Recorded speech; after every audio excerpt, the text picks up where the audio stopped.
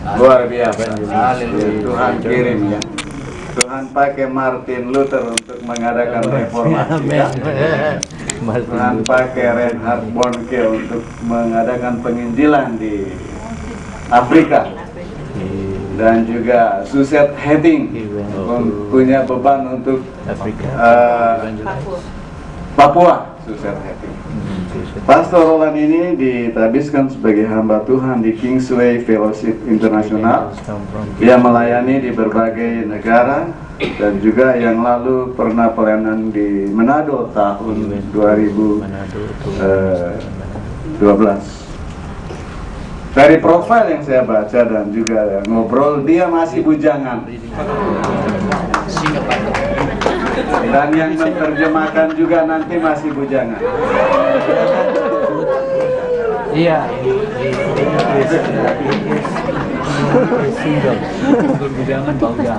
Hari Jumat mereka datang ke sini dari Bekasi naik bis. Itu memang nekat. Maksudnya berarti ya memang punya kerinduan ke sini ya. Hari Jumat dari Bekasi diantar Ibu Ganda Manik ya. Ibu cantik. Jadi kemudian cantik. Kalau Tuhan kehendaki bisa bekerja sama untuk pelayanan misi. Oke? Amin. Oke, mari kita akan sambut beliau. Thanks for coming here to minister us here. It is a privilege for us to welcome you. We believe that God has put the message of God in your heart to be shared this morning, and our deacon, Sister Ida, will interpret you. Mari kita sambut mereka. Haleluya.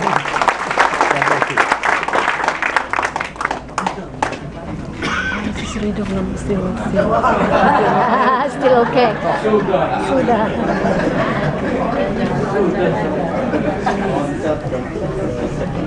Ya, just.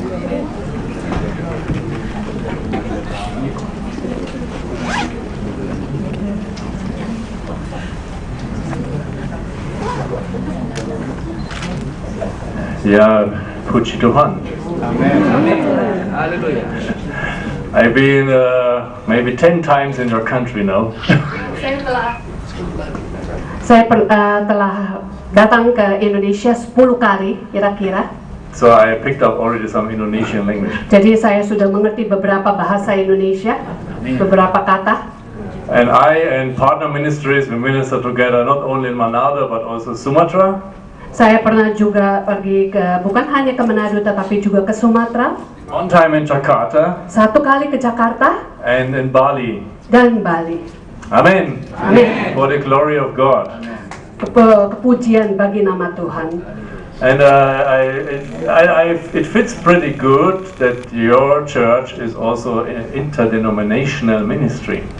Baik sekali bahwa gereja saudara ini adalah melakukan pelayanan interdenominasi. Because my vision and ministry is also interdenominasi. Karena visi dan pelayanan saya juga lintas gereja ya, interdenominasi. Because Jesus Christ came here on earth to make disciples. Tuhan Yesus datang ke bumi ini untuk memuridkan, untuk menjadikan semua bangsa muridnya. And Jesus Christ came on earth to make disciples and also build a church which he says is his body. Tuhan Yesus datang untuk menjadikan murid lalu mendirikan gereja yang disebut dengan tubuhnya. So, and God in these last days before Christ comes back, he wants his church to get more revived. Tuhan hari-hari ini sebelum dia datang kedua kalinya, dia mau gerejanya untuk bangkit. The church of God in many nations became too comfortable or became too soaked in their own doctrines. Banyak gereja di muka bumi ini sudah tenggelam di dalam kenyamanan dan doktrin mereka sendiri. And during the hundreds of years, they built up many denominations. Dan dalam ratusan tahun untuk beberapa denominasi, There are the Methodists, the Baptists, the Pentecostal, the Charismatics, Ada Metodis, Baptis, Karismatik, and then whatever other denomination exists. dan denominasi lainnya juga yang ada. And this brings a division in the body of Christ. Padahal ini membawa perpisahan ya, perpecahan di tubuh Kristus. I mean, there's nothing wrong to go to Methodist, a Baptist church, a Pentecostal church, as long your thinking is right. Bukan sebetulnya maksud saya bukan tidak apa-apa pergi ke gereja Metodis atau Baptis asal pemikiran kita itu betul, benar. Because whatever your church you are actually going, you are a part of the body of Christ of all the world. Sebetulnya apapun gereja yang saudara kunjungi, ya saudara bergereja, asalkan gereja itu adalah tubuh daripada Kristus di muka bumi ini. In some countries, for example, the Baptists, they don't greet the Pentecostal Christians. Ya, beberapa gereja Baptis, Metodis itu tidak menciptakan orang-orang Kristen yang karismatik. They don't say hello Mereka tidak mengatakan halo, because they think there's something better than ya, them. karena mereka merasa bahwa mereka lebih baik daripada gereja yang lain. And this is not the idea of God. Dan ini bukannya idenya Tuhan ya.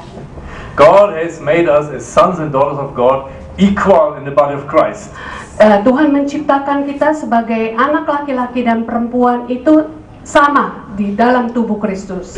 And God really in these last days we are living right now, before Christ comes back, He's also trying to unify His church again.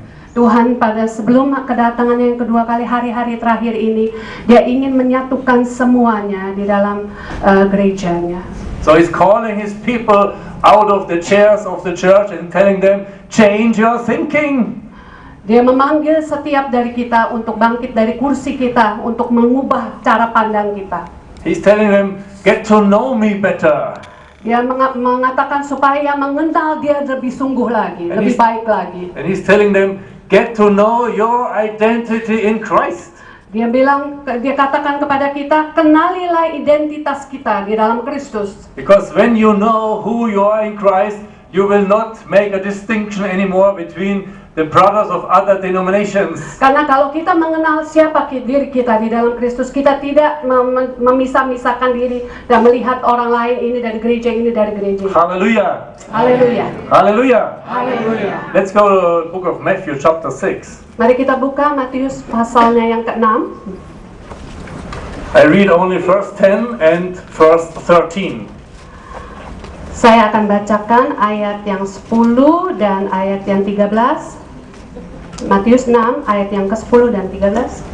Jesus here is giving like the master example prayer to his disciples. Tuhan Yesus di sini memberikan satu contoh doa yang menjadi standarnya ya kepada umatnya. He says, Our Father in heaven, hallowed be your name. Your kingdom come, your will be done on earth as it is in heaven. Tuhan Yesus mengatakan, Bapa kami yang di sorga, dikuduskanlah namamu, datanglah kerajaanmu, jadilah kehendakmu di bumi seperti di sorga. And in verse 13 he says, And do not lead us into temptation, but deliver us from the evil one. For yours is the kingdom, and the power, and the glory, forever. Amen. Lalu di ayat 13 dikatakan, Dan janganlah membawa kami ke dalam pencobaan, tetapi lepaskanlah kami daripada yang jahat, karena Engkaulah yang mempunyai kerajaan, dan kuasa, dan kemuliaan sampai selama-lamanya. Amin. In verse 10, Jesus is expressing the will of our Father in heaven. Di dalam ayat yang 10, Tuhan Yesus menyatakan keinginan daripada Bapa di surga, That the wish and the will of our Father in heaven is that His kingdom will be built on earth. harapan dan keinginan Bapa di surga adalah supaya kerajaannya itu didirikan di bumi ini, As it is in heaven. sebagaimana di surga.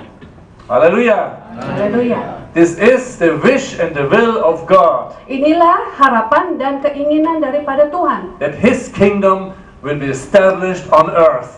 supaya kerajaannya itu didirikan berdiri di muka bumi ini. And in verse 13, Jesus is just confirming everything. For yours is the kingdom, for yours is the power, and yours is the glory forever. Amen.